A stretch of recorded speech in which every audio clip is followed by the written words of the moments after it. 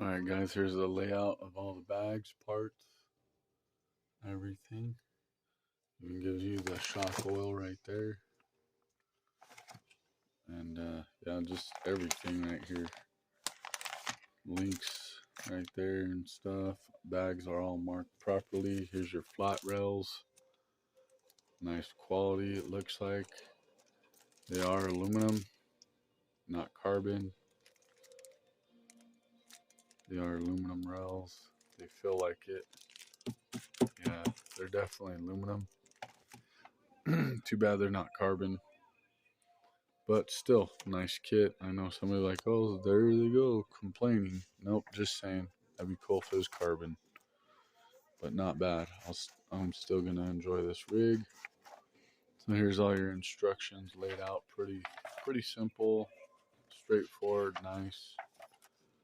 Nicely done. So I think all I'm going to show while I'm filming is the transmission and axles and stuff. See all that? Whole layout of everything. But I think that's what I'm going to show. Is just building the axles and the transmission, frame, shocks, stuff like that. I'll probably show putting the shocks together, but not putting them on the rig until I have it fully complete. But this is just an overview of what the manual looks like and all these parts bags look like and stuff like that. Just to give you guys an idea. Alright guys, got the diff is where we want to start at. The spool, ring gear, and then the actual diff. It says to use black grease, so I wonder if it provides the black grease also, since it says that. And then it says, of course, the thread lock, all your screws that go into the diff spool, and then that's when you assemble the axle. So I wonder if one of these is black grease. Nope, they're both 35T. So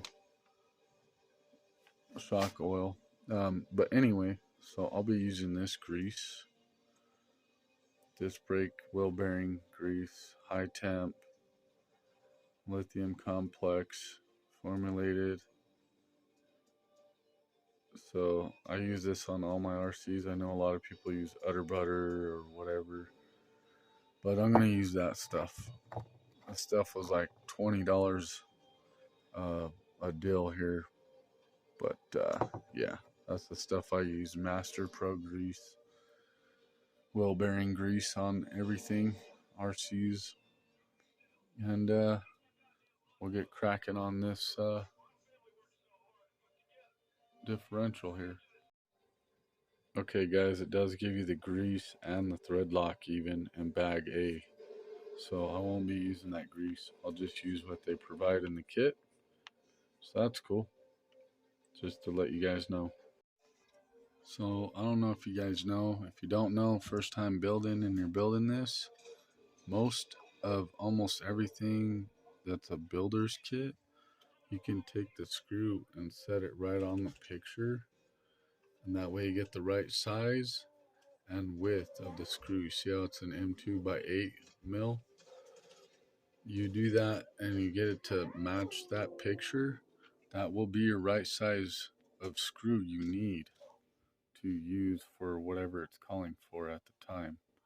You can see how you can't use that picture, but if you use that one here or that one up there, even for the bearing, whatever part you need. If it's up here, like that diagram and these two bearings and that screw, you guys set that on there, mock it up. That'll be the right size of screw you need. I don't know if you guys know that, but now you know that. So anytime you do a build, just line up the screws to it. See, like these screws here, even that tube. Well, you could set that axle tube on there and that one, and if it fits in that dimension, that picture, that's the right size you need. makes it easier instead of getting out your caliper, right? Your digital caliper like this guy right here and measuring every little thing. I think you can even do it with the links, putting the links together and setting it on there. But I would probably re-measure using your caliper for the links to verify that. But I just wanted to drop in a quick hint. It's too hard to set my phone somewhere to film the whole thing of me building it, so I'm going to just throw in bits and pieces as I am right now to kind of help you guys along the way if it is helping you. If not, and you already know, awesome. All right, let's continue building. All right, guys, here's the front and rear differential housings with the diffs in them. As you can see, got your pinion rings in here. It only goes in one way. Pretty self-explanatory off the instructions. One bearing is out here, as you can see. One's on the inside. So you slide the bearing on first, slide this in, then you set this bearing in after you get your pinion in there. Then drop in your ring after you grease the ring gear with that black grease right there. And you put your 4 screws all in to hold your diff cover right here. And I only tighten it until I see the diff cover snug up to the housing. I don't go any tighter than that because I don't want the screw to pop through the housing, right? So I just do it where it snugs up, as you see right there. Just like that.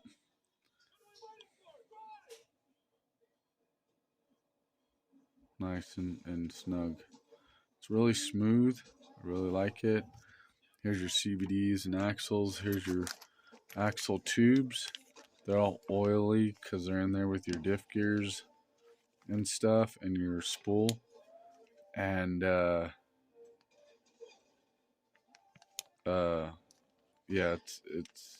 they're really oily. And they're like beef tubes. They're really heavy aluminum. They're nice and heavy, so that's nice to give a lot of weight to your axles. So let's pour this out right here real quick, because now I'm on to the part of putting the axle housings on here, and I'm going to reference this housing piece right to the picture. See how it's the same size as that picture? Like all the way around. Dimension, width, height, length, all that. So now I know I got the right piece it's calling for. So this is the rear diff. I'm just doing both diffs. They're the same. Just the housings aren't. So you got to remember this is the rear diff. And how you can tell is how that looks, right? Versus this one.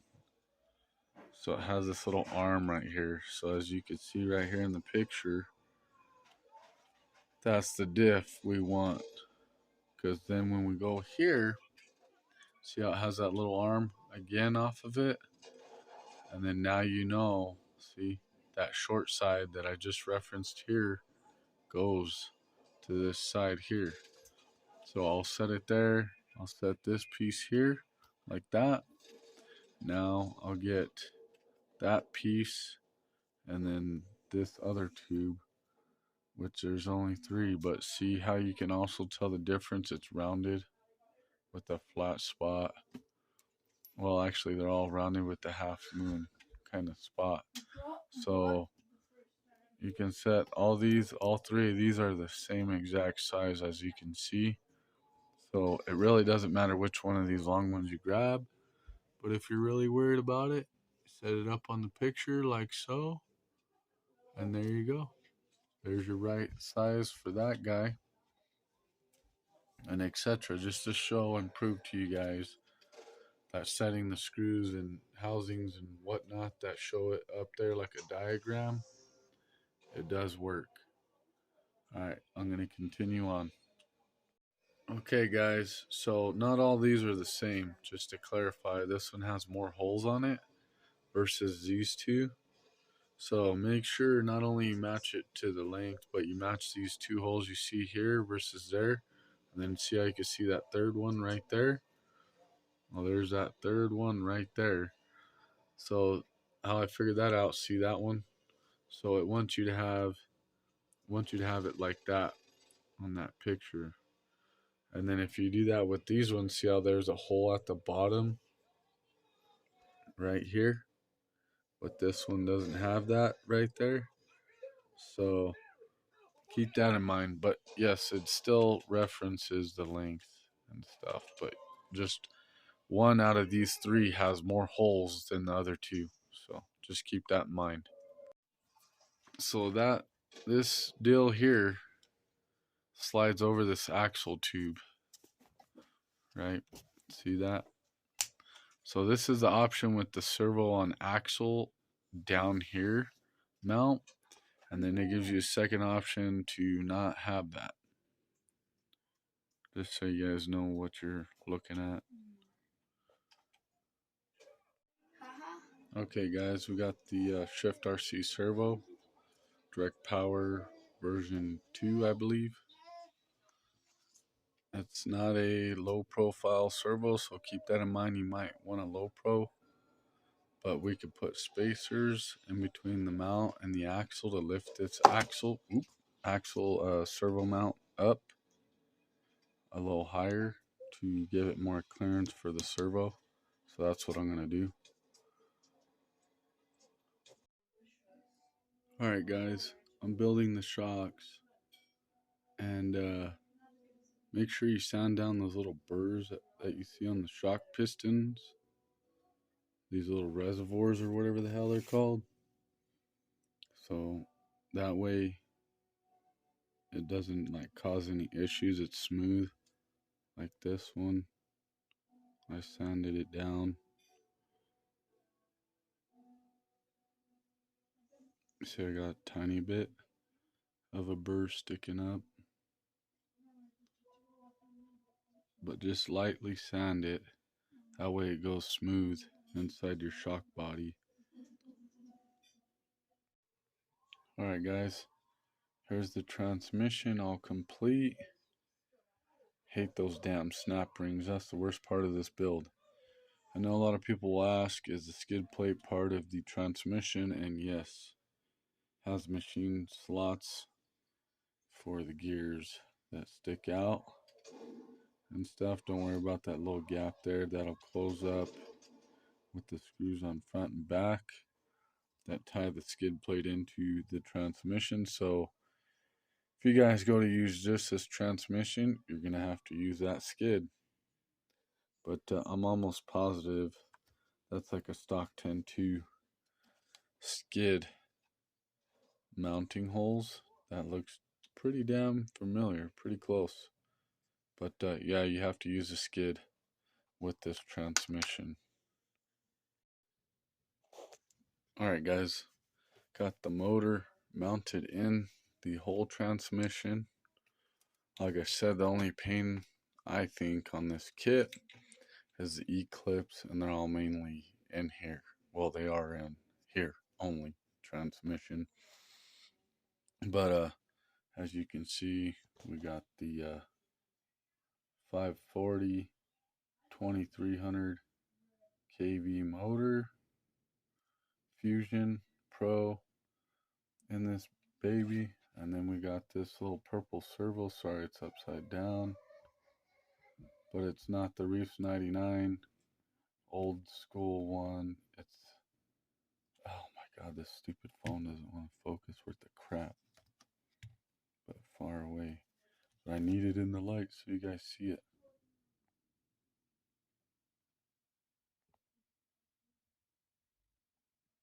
Alright, there you go. 75 kg or 7.5 kg, whatever. Micro servo. These little servos, man, they kick butt. They're only like 50 bucks. I think they're better than the Reefs 99 micro servos. And then, so that's what we got for the powertrain. And then we got the Shift RC servo right there. I'll grab the case to it so I can show you guys. So this is the case it came in. Shift RC high torque servo. It's the X2 is what this is called. Yep, see right there above the barcode. X2. There's the whole deal. This servo's about 140-ish maybe, I think. No complaints on it. I run that same servo on my G Speed. I run it in my JCD Customs, Carbon Rail, and 3D printed skid and everything. I run this servo on that. No problems. So of course I had to get another one. I'll take this horn off because I didn't realize this kit literally comes with every freaking thing besides electronics and wheels, tires, and body. But it comes with everything: horns, grease, thread lock, shock oil, everything. It's crazy. Big thumbs up, Axial. You guys did a great job. I'm very impressed with the quality and everything. It looks sharp, man. I can't wait to get this running, and probably have to finish it up tomorrow. But yeah, this thing came out sweet, man. I might buy another set of these shocks for my JCD customs rig, because I got the 10-2 plastic shock bodies with the spring mod like this on it. But I'd like to run some of these on it too, because that's a super light rig, just like this one's going to be for now. But more to come, guys, after I get this mounted in the chassis and make it a roller. Alright guys, this is essentially how it's gonna look. This is the finished product with my KMC wheels, J concepts, holds, and body. This body's a little longer than I'd like, but it is what it is. And then here's under here, I still gotta glue down my power button and my receiver. But this is the whole layout. I'm gonna have my battery in the front right there. Have a big strap go through that slit there, all around this whole piece, and be good to go. But yeah, still gotta do the body pins and mount the body and all that crap. So there's the top side.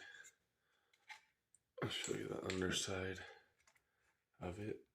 Wait, there you go. Really a super nice kit, man. They did a great job on it. Very impressed. Especially when I take it out today. We'll see how good it does.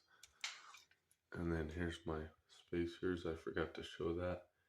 I had to go with 2 aluminum ones there, because I couldn't fit one of those spacers in that spot because of the housing. But yeah, there it is, man.